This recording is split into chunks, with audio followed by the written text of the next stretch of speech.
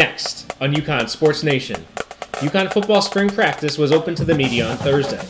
I'll give you a full breakdown, and you'll hear from head coach Randy Edsall and several players, including running back Art Thompkins. We'll also take a look at the 2019 UConn football schedule, and we'll take a walk down memory lane as the 1999 Men's Basketball National Championship team will be honored at the XL Center in Hartford on Sunday against Cincinnati. All that and more, starting right now.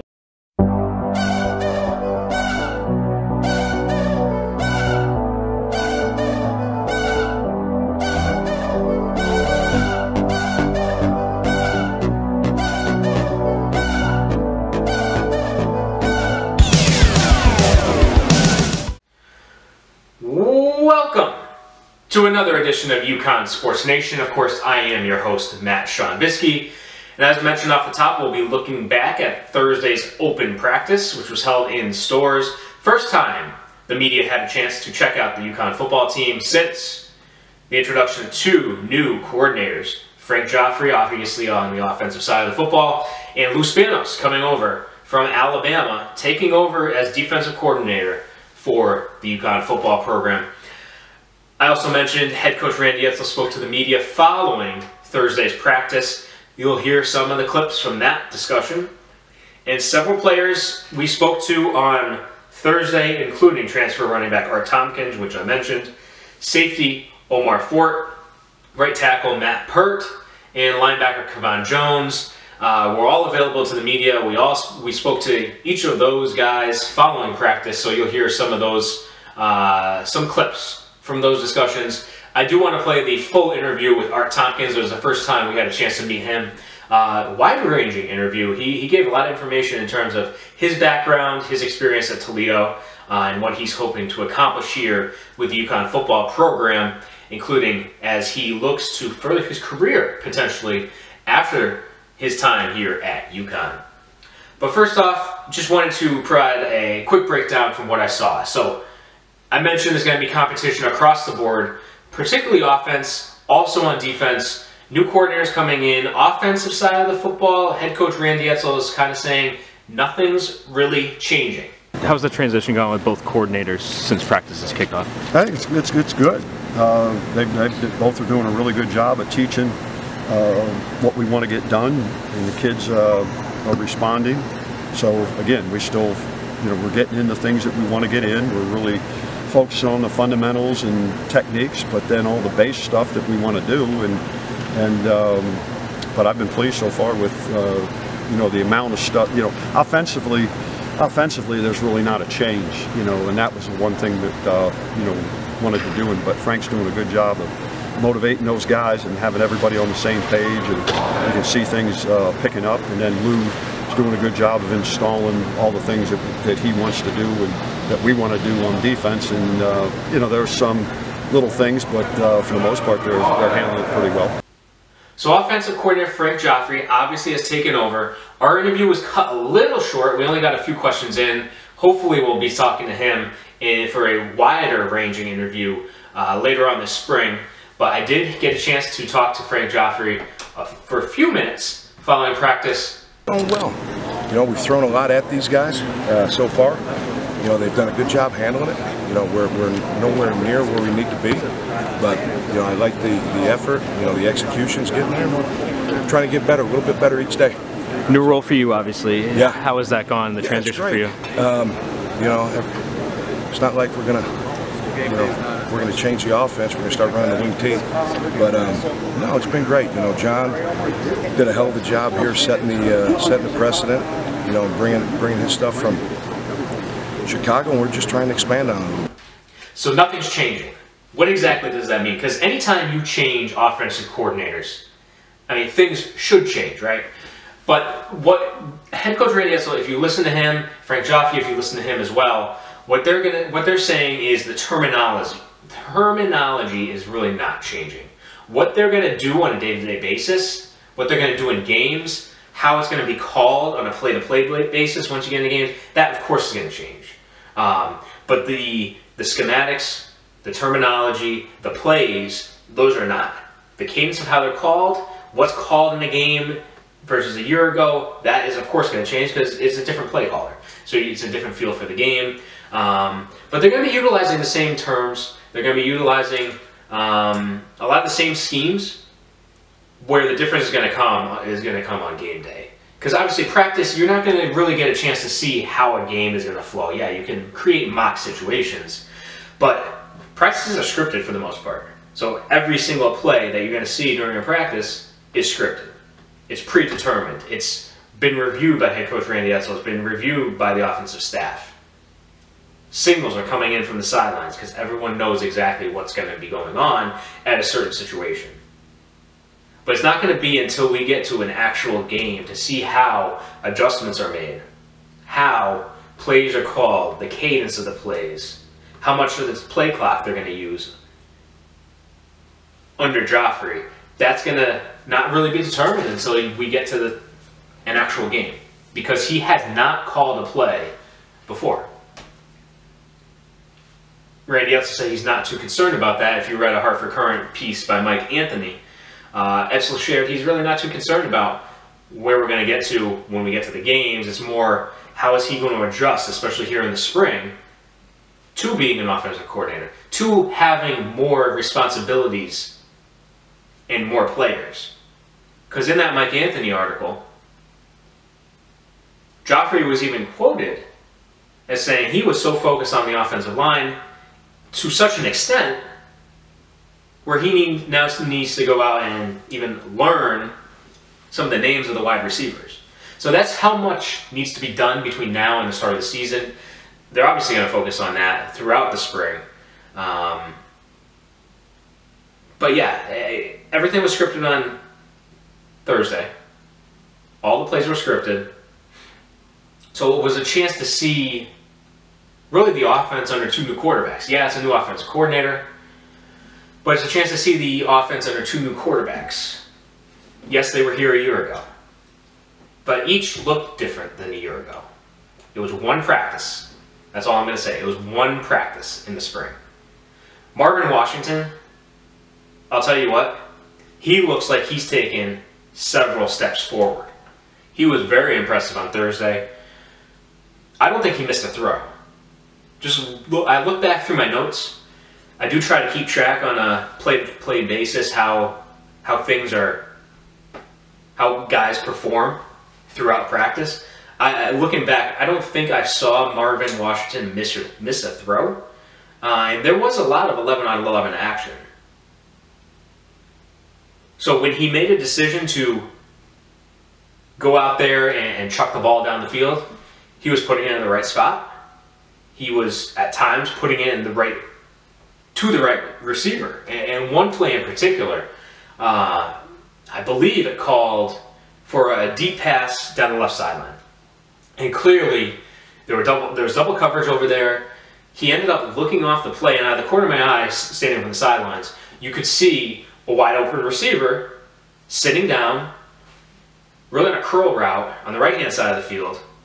I didn't think Marvin was going to see him because he was looking downfield. But he went through his progressions, made the proper reads, realized that the deep ball down the left side of the field wasn't there, and he came back and he did see the open guy on the right side. So going through those progressions, that was something that was really impressive to me. That play in particular stood out to me. It went for maybe a 12-yard gain. He had several other throws that were right on the money. But that throw in particular that play in particular was really impressive to me to see his evolution as a quarterback. In terms of reading the defense, scanning the field, knowing where to go with the football. Steven Krajewski was a little off on Thursday.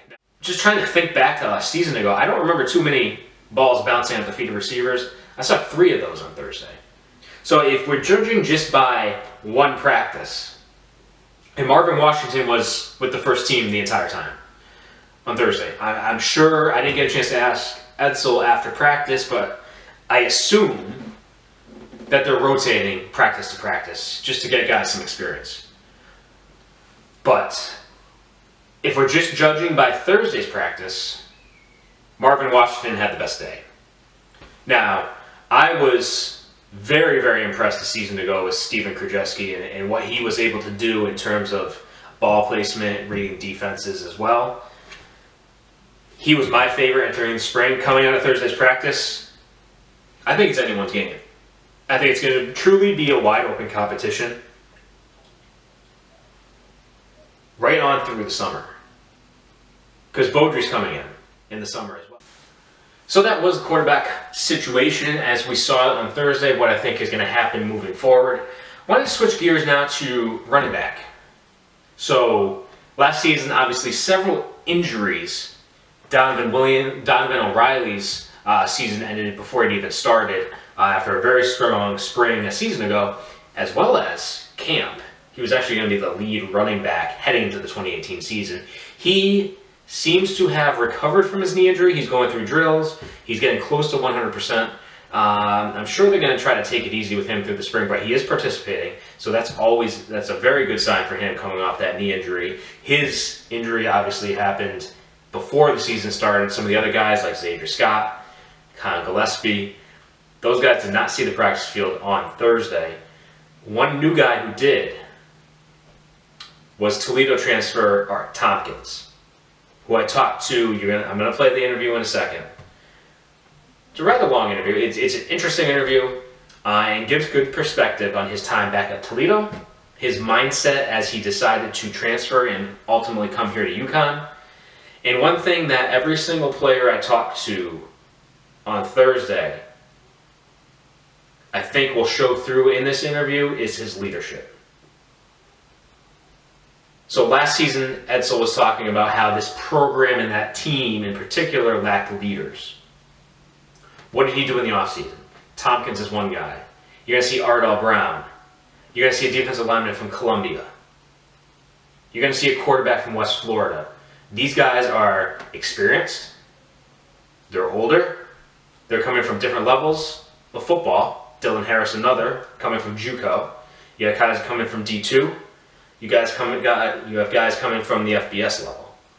All coming to this program that Edsall is hoping he can tab as leaders for the young program that he has. And Art Thompkins is one of these guys who showed speed, who showed a lot of wiggle actually on Thursday. And he's a guy, as he'll explain to you, has speed, but he's also shifty and doesn't lose speed when he's carrying the football. So without further ado, Art Thompkins. Well, first time we've seen you here at UConn. How's the transition gone coming into this program? It's been I'm sorry, got me a little nervous. It's been going real well right now, honestly. Just getting comfortable, being uncomfortable. The guys been great. They took me in from day one, and just getting adjusted and accustomed to the new things and the new system. But so far, so good. I don't have nothing bad to say. I feel nothing but love and, honesty, tough love from the coaches already. I'm getting ripped from day one. So, this is what I wanted, and it's a challenge, but I'm up for it. Talking to some of the guys, they've all mentioned your leadership, you're being vocal around the guys. Is that something that just comes natural to you? Of course, yeah. I was actually raised by a single mother, you know what I mean? And she's a real honest person. She has a lot of tough love, and she's going to tell you, she's not going to tell you what you want to hear, never. She's going to tell you exactly what it is. And, coming from Toledo, I was a junior captain. This is my senior year, so I was a captain, so that was something I take pride in, leading my guys on the field and off the field. Just being there, coming into this program, I know there's a lot of young guys. I know they played the most young guys ever. Well, I'm sorry, in the country last year. So I know there's a lot of maturity that needs to develop, and I still need to develop myself. I'm not perfect. Them guys tell me when I'm wrong. Them guys lead me, and they allow me to lead them on and off the field. And I just feel like there was no better place and situation and system to come from UConn. You know what I mean? So those guys, it's something I take pride in. You mentioned junior captain at Toledo last season. Was it a hard decision to leave, and what made you really interested in coming to UConn? I mean, of course it was hard. It's never just an easy decision to just leave somewhere where you've been something you're used to and somewhere you've been playing and you've been producing. It was uncomfortable for me, but being a professional, being a leader, you're going to be uncomfortable the majority of the time. And I had to leave because I wanted to do what's best for me. I was there 4 years, graduating in 2015, redshirting. that year, so I'll be a redshirt senior this fall season. So I've been there for 4 years, and I just felt like, honestly, I wasn't becoming a player I really needed to be. You know, I ended up starting a few games last year, but I just wasn't getting, you know, I wasn't really given, you know, the opportunity that I would like. You know, I stuck it out with the guys. I was there for my team. You know, I graduated, and I just felt like for my last year, I wanted to do what was best for me and my family. And, you know, I want to get to the next level. I want to be an NFL running back or whatever position they want me at. And, you know, I know time waits for no one. So I've seen a lot of people, you know, just kind of scared to make a decision because they were uncomfortable, not knowing what the circumstances would be when they leave. And I wanted to be the one who left everything on the line. And if it didn't happen for me, it didn't. But I just had to do what's best for me. Toledo was a great program, you know, had nothing but respect for those guys and nothing bad to say, but, you know, I just had to do what's best for me, and UConn gave me the opportunity, and I'm thankful for that. And just watching you bring a different dimension running the football. Obviously speed, yes, shifty as well. How would you describe your game carrying the ball? You know, I feel like my game is I'm a real quick, fast, shifty guy. You know, a lot of guys that are quick aren't really fast, and a lot of guys that are fast aren't really so quick. But I believe I'm a real balanced back. You know, a lot of people say like he's what's the word? A scat back or third down. You know, I don't believe in any of that. You know, I'm an every down back. You know, I can do it all. I can block. And, you know, you guys probably haven't seen me block too much, but blocking is probably one of my biggest strengths as well. So, you know, I feel like I just bring a complete back. I'm a complete back. I can catch out the backfield, you know, and also I'm competing for the return job. So that was another opportunity I really wasn't giving out Toledo to return, and that was something that I believe and people believe that would help me get to the next level, showing everything I could do. So this is like these coaches believe in me. They want me to return the ball. They want me to catch the ball. They want me to run the ball. And I just feel like I bring everything to the table, and there's really not too much that I can't do. You know, everybody has weaknesses, but I feel like overall I'm a complete back. You know, but speed, of course, speed is my biggest strength. Fifth practice today. Yes, sir. How has practice gone so far? Practice is going great. You know, being the fifth practice, I picked up a lot faster than I thought I would. You know, first practice, of course, you know, I'm looking around, you know, trying to learn the signals and, you know, getting adjusted in the new termination, getting adjusted to the new terms and things. But at the end of the day, you know, being a veteran guy, I'll be, like I said, I'll be a redshirt senior this fall.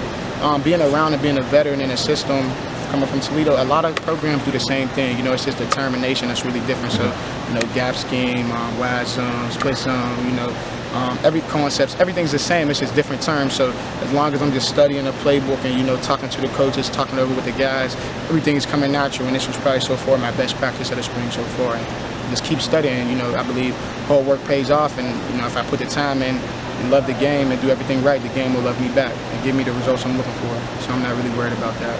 And last year here was a tough season. Yes, sir. What are you seeing from a culture and togetherness standpoint? I mean, coaches trying to turn things around. You know, of course, you know, being 1-11, there's nothing to be proud of. You know, guys just gotta be willing to accept the criticism and not get in their feelings. You know what I mean? We sucked last year, completely honest. But this year, I wasn't here last year, but I already feel the want and desire to get better and to be better. You know, and I feel like we can only go up from here. You know, and the thing coach practices and preaches, the thing coach preaches is just doing the things right all the time. You know, you can't just go through life cutting through, doing shortcuts and, you know, trying to beat around the bush. You have to do things right on and off the field. If you want to be a professional, you got to be a professional at all times. And, you know, the camera's always on you, so you can't fake it to the ones who's really watching. So I just feel like we do the right things, and, you know, we study hard and we practice hard and just love each other. That's one of the main things, is trusting in your teammates, the team pride. You know, coming from Toledo and the experience I had, you know, we won a MAC championship 2017. We're a real close team. You know, we believed in each other. We were real tight. We loved each other, and we had a real strong connection. You know what I mean? Like, there weren't really many cliques and groups. You know, we all were together. So, you know, Coach harps on that, just being together, loving each other, trusting each other. Do your job and trust that the man next to you will do his. And that's something we're just trying to work on right now, just building relationships and bonding, and, you know, take it one day at a time. Like I said, Rome wasn't built overnight, so, you know, if we take the right steps and get 1% to 2% better each day, then we'll get to where we want to go. You know, we believe in each other. We're not worried about the outside noise, and, you know, we're just trying to turn things around one day at a time. You're listening to UConn Sports Nation, presented by ThisIsUConnCountry.com, where you'll find the latest news, game previews, and recruiting when it comes to UConn football. Prior to the break, you heard from one of the newest members of the UConn football program, running back Art Thompkins. And I did put together a little bit of a montage consisting of some of the players we talked to following practice on Thursday, as well as head coach Randy Edsall. So I put that together.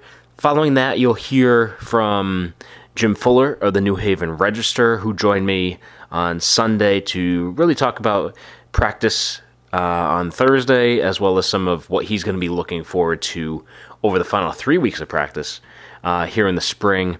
I know off the top I did talk about breaking down the UConn football schedule. We are going to push that out to next week just due to some time constraints. So player montage, following that, interview with Jim Fuller, and then I will touch base with you guys following practice this Thursday. I'm looking forward to catching up with Kevon Jones during this week. We'll also talk UConn football practice on Thursday, as well as the 2019 UConn football schedule. So with that, here's that player montage, and again, you'll hear Jim Fuller after that. So your O-line coach is now the OC. How's that going? That was great. You know, we're really happy for him. Yep. You know, he's a great coach in general. So you know, it's nice knowing that he got the position to move up and become the OC. So it's awesome. You know, he's a really intense, fiery guy, and it's like you can just see in the offensive line, from within, like we were happy, and then you kind of see the other guys flourishing around him too. That we're all happy that he got promoted up and we're just ready to go. Oh, I don't like that because you don't do that in the game. You know, I like the fact that we want to, we're trying to get our defense, most especially, but everybody to be more physical, because I didn't think we're physical enough. So I want that, but they got to understand that being physical doesn't mean fight, because you don't do that in the game. So we don't want to do anything different out here on the practice field than what we would do in the game. So I thought the physical part was a little bit better today, but we still got a long way to go. And a few skirmishes today. Is that indicative of guys trying to be more physical, but at the same time, coach is saying we got to treat it like a game. We can't be doing that stuff in games too. Definitely. I just think that we have to be more smarter. We have a lot of young men on the team, and sometimes the testosterone can get the best of them. But Coach Edsall is doing a great job of keeping us poised and just keeping us play the situation. Coach has been saying there's not anything really changing offensively. Have you seen that throughout spring practice so far? Yeah, I'm pretty for the most part. We're just kind of keeping it basic right now for spring ball. Just getting our core runs and passes in right now, and just to make sure that we're just not missing a beat, and make sure that we fine tune. So last spring ball was just like an introductory, and throughout the season, one of those things where as we were looking, came across his name and had a chance when I sat down with him and talked to him. It was the things that I felt that we needed to do to right the ship, and a lot of it was very similar to things that I've done in the past. And same thing in terms of terminology and all those sort of things. So we were able to hire him and get him. For you individually, what did you focus on between the end of the season, start of spring? For me, I just trying to focus more on understanding how defensive structure works.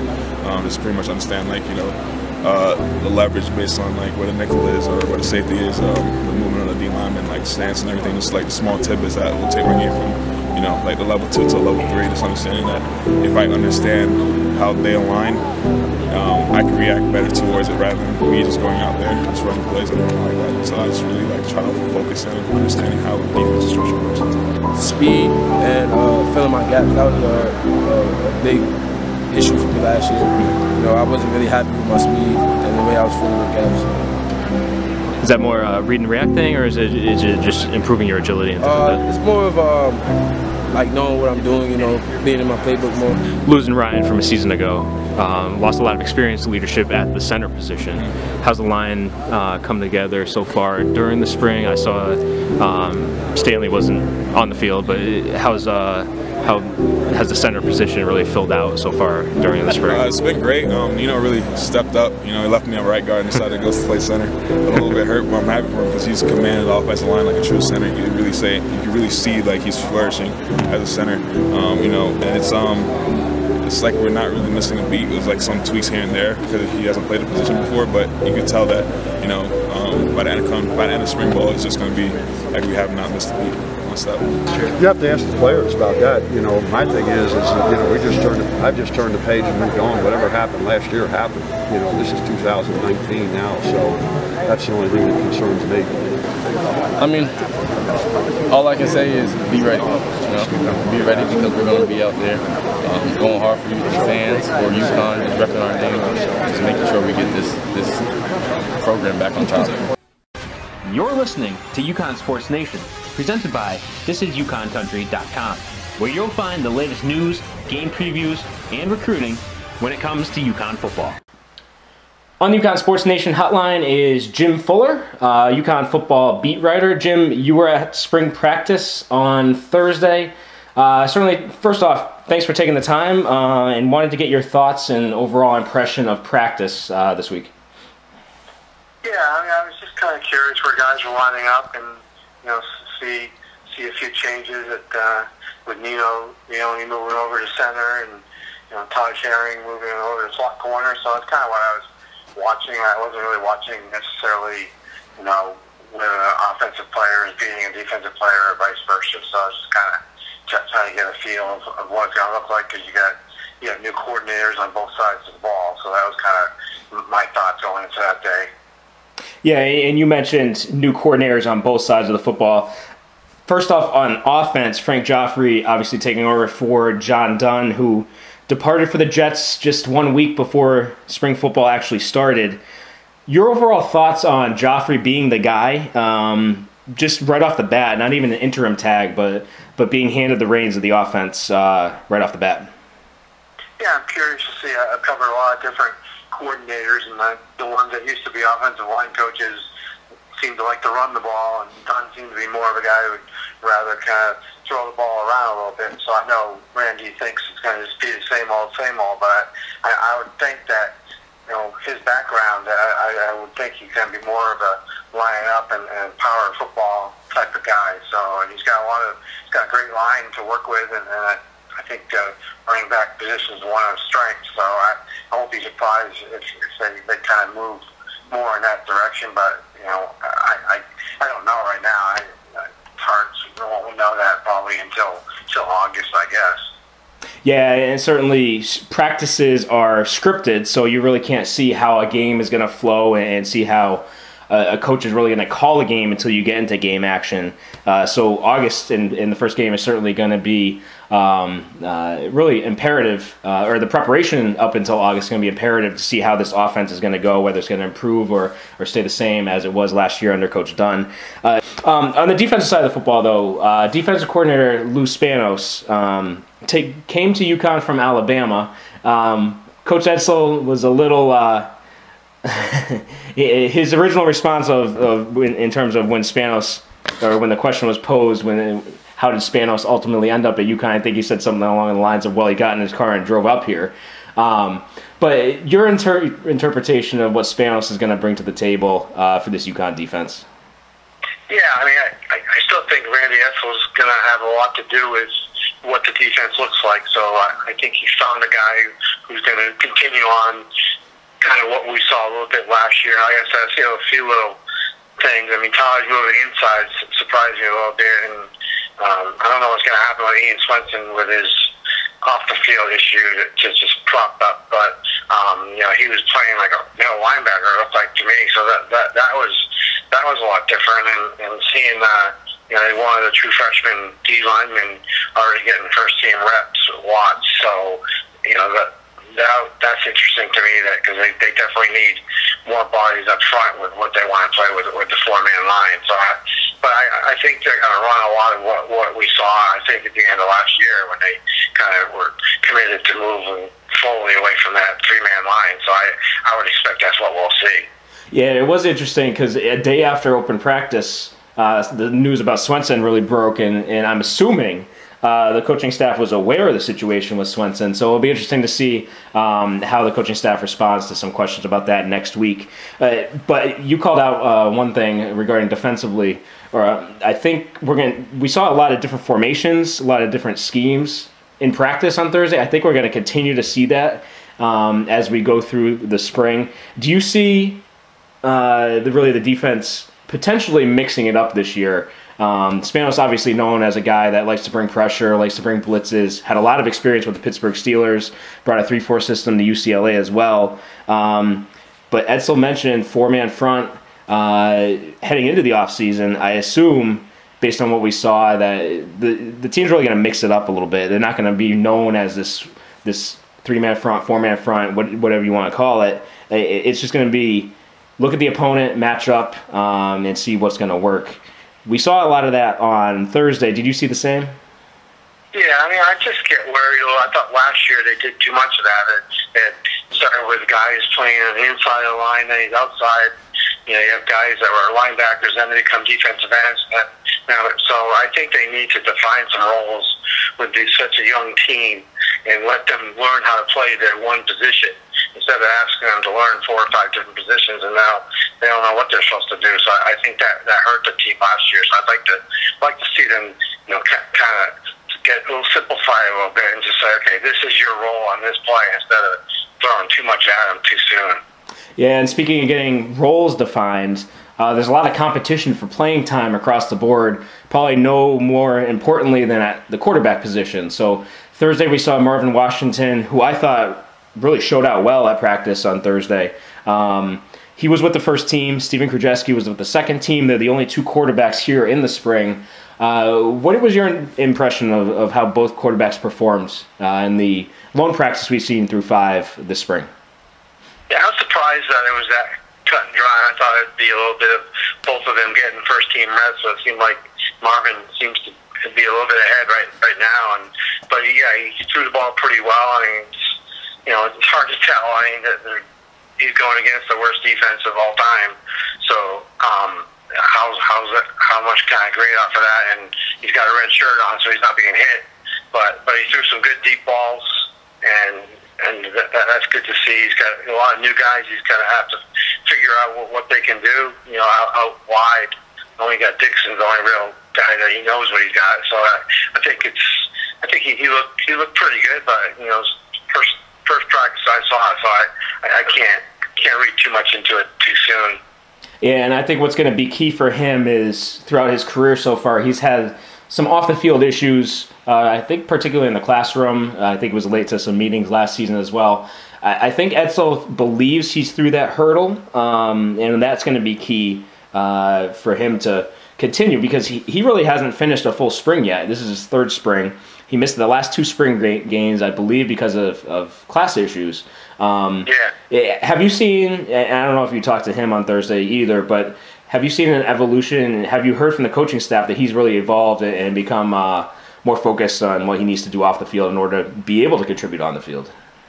Yeah, when we talked to Randy today after the first signing day, he was pretty encouraged by the growth of Marvin, and he really liked the direction he was going with off the field. So obviously the fact that they're making already him getting all his first team reps would make you think that he's only continuing with that. But yeah, I would be concerned just because of that. I mean, he's had some issues off the field and in the classroom, and is he a guy that is going to be there? I mean, David Pindell was a guy every day he's going to be there, and let's see. I mean, I think there's no question that he's got the talent to be a really good quarterback, but he's got to prove a lot of things, and it's not easy to come in after the season that Pindell just had. So it's going to bear some watching for sure with him. And then another position where playing time seems to be wide open on offense is running back. 3 guys coming off of season-ending injuries a season ago: Donovan O'Reilly, Xavier Scott, Kion Gillespie. We saw a little bit of O'Reilly with the brace on, running through some drills at practice on Thursday. He seems to be further along than the others, which makes sense because his injury occurred during the offseason last year, or in summer camp last year. But they also brought in a transfer from Toledo, Art Thompkins, who, talking to some of the players, they all mentioned one word, everyone, and that was leadership. I think Tompkins is one of those guys, along with some of the other JUCO and D2 and other transfers coming into the program, that Edsall's really looking for a leader and multiple leaders to take the reins and really lead a lot of these young guys on this program. Your thoughts on Art Thompkins?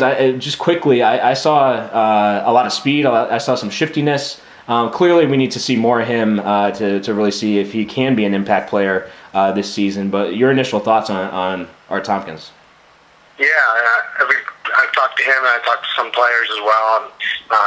He's a rooming with Peart, and they're getting along great. He can't say enough good things about his attitude and just how he feels like he's been with them for 4 years. The way he's come in there and just brought that professional attitude. A guy that's been through through the battles before. So I think that's good because there is some youth out there, and I think he knows this isn't like when you come out of high school where you have 3 or 4 years to figure it out. He didn't have much time. He got to figure this out real quick, and he's certainly putting the work in, and that's where he's winning people over. He's a hard worker, and he came here for a reason. He's got a reason why he's here, and I expect he's going to do some good things. I'm not sure how they're going to break down who's going to get the ball when and all that. I sort of think he's probably more a better receiver than Mensah, but it would be curious, to see how that shakes out and how they utilize it. Is he going to be a third down back? Is he going to be an every down back, or is he going to take away some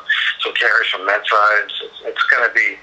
It's a good problem to have because I think both those guys, I think, are legit running backs, and if maybe if Xavier Scott and all these other guys can come on as well, it's going to be a good position of depth for the team.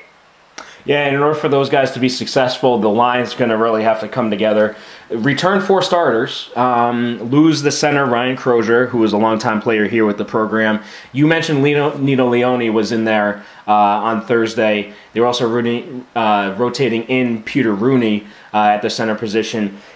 Stanley Hubbard was out. I think I saw his either his right arm or left arm. His wrist area was in a cast. So I think from based on what we've seen previously, that it's really his job to lose, I would think at this point. But working in Leone, that was something. It looks like Christian Haynes is probably cemented in at right guard because he saw some playing time last year, and he's probably further developed along. It's good to have guys that can play multiple positions along the line, right? Yeah, coaches love Haynes. Incredible. They just think he's going to be a real impact guy for them. He's got a bit of a nastiness to him that I think that will help the line. And he talked about wanting his best 5 out there, so I think that's why they moved Nino over there. He's going to compete for that position. I won't be surprised in the least if Nino ends up winning it. I don't know. I mean, it's hard. You have to make all the calls. I don't know that he's ever played center before, so it's not as easy as moving from guard to tackle or from one tackle to another tackle. So he's going to have a lot of learning to do. He has to learn what every single guy on the offense does when you play that position. And, Crozier, you kind of take him for granted because he's always making those calls, but it's going to be a learning curve for him. And, obviously there's a reason why they're making that move. They said they were going to do it with one of the guards, and they chose him, over Cam. So he's got some time in spring to kind of show he's able to handle that mentally as well as physically. And then moving through the rest of spring, 1 practice down already that's open to the media. Only 3 left with 3 weeks of spring practice to go. So not much of an opportunity for the media to really get a chance to see the program this spring. But with limited time left, a lot of changes like we mentioned. What are you going to be focused on the final 3 weeks of practice? Yeah, I'm kind of curious about the defensive line. The linebackers, not so much just because a lot of them aren't here yet, and so it's hard to get a read too much of what you're going to see from a Dylan Harris or the kid from Ridgefield, Jackson Mitchell. But I think the line, if Watts can keep going the way he's going, that'll help a lot. And Travis Jones has dropped a ton of weight, so I want to see how he handles that. I'd say he's going to be down a good 20, 25 pounds, and so they've got a lot of bodies there. And offensively, I don't know what to make out of the tight end position. There's not much there right now. You got Jay Rose, and then a little bit of Donovan Williams. Just seems to be, I don't know, receiver or tight end. I don't know what he is exactly, but so those are probably the positions. I think Cameron Harrison, receiver, he's getting a lot of first team reps, but I haven't really seen him catching the ball. So I'd like to see what he can do if they start throwing him the ball, because he's getting to go with the starters. So those are probably the things that jump out at me. Well, that's a lot of good observations. I know you put some stuff out there in the New Haven Register and online and on your social media. So let the fans know that are listening in where they can find you online and on social media. Yeah, the New Haven Register, it could be nhregister.com or newhavenregister.com is our website, and it's my Twitter handle is @NHR Jim Fuller. All right, Jim. Well, I'm sure we'll catch you out in the practice field this week on Thursday. And again, really appreciate the time to talk some UConn football today.